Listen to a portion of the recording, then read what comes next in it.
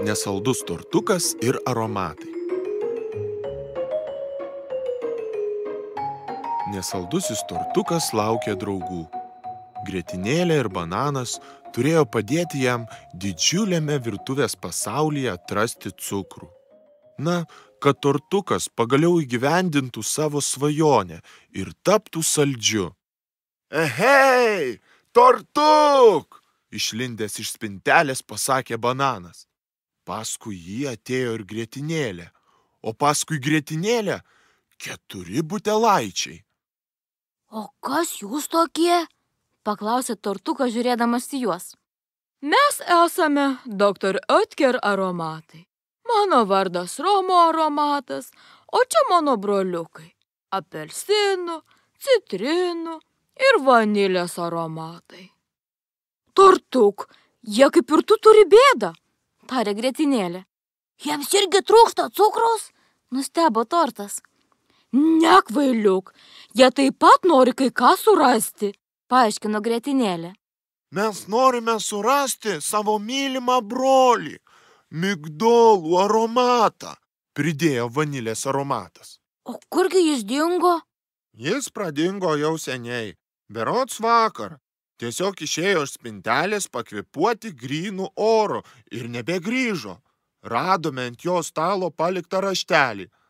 Be tešlos mano gyvenimas negyvenimas, o kažkoks negyvenimas. Jeigu tešla manęs nemyli, tai tegul ir žinosi savo. Išeinu, pasakė apelsinų aromatas.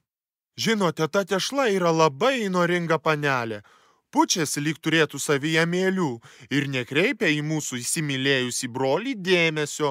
Vargšas brolelis dėl jos visas akis išverkė ir tapo atsiskyrėliu klajokliu, antrino jam citrinų aromatas.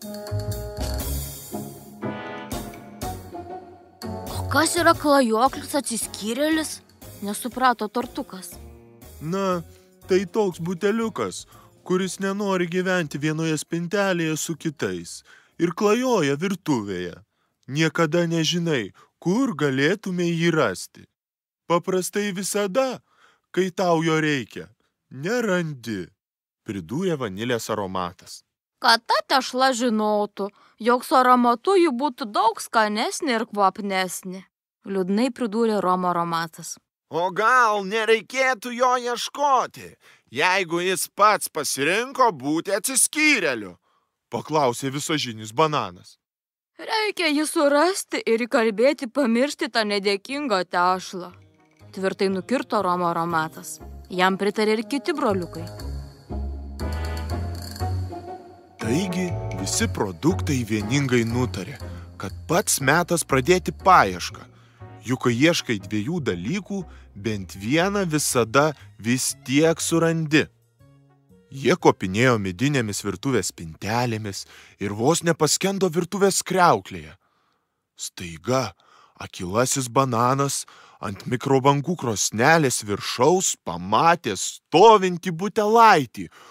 Broliai iš toli atpažino, kad tai migdolų aromatas. Kas keisčiausia, jis stovėjo ne vienas. Prie šono glaudė pūstažandę bandelę.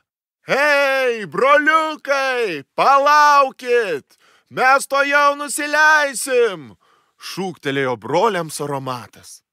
Kai jie nusileido, aromatai pamatė, kad bandelės būta dailios, su riešutų karoliais, cinamono skaistalais ir dailiais rudais šoneliais. Broliai, aš radau naują meilę, prisipažino jis. Nebebūsiu daugiau klajoklis. Tortukas, grietinėlė ir bananas pasidžiaugė už radybas ir laimingą pabaigą. Širdingai atsisveikinę, produktai nuėjo savais keliais. Manau, kad tešla dabar graušis nagus iš pasiutimo, pasakė grietinėlė.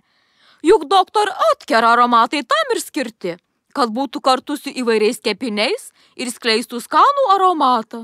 Svarbiausia, kad bandelės būtų kepamos su meile, tarstelėjo bananas. O kas yra meilė? Paklausė tortukas, bet atsakymo taip ir nesulaukė.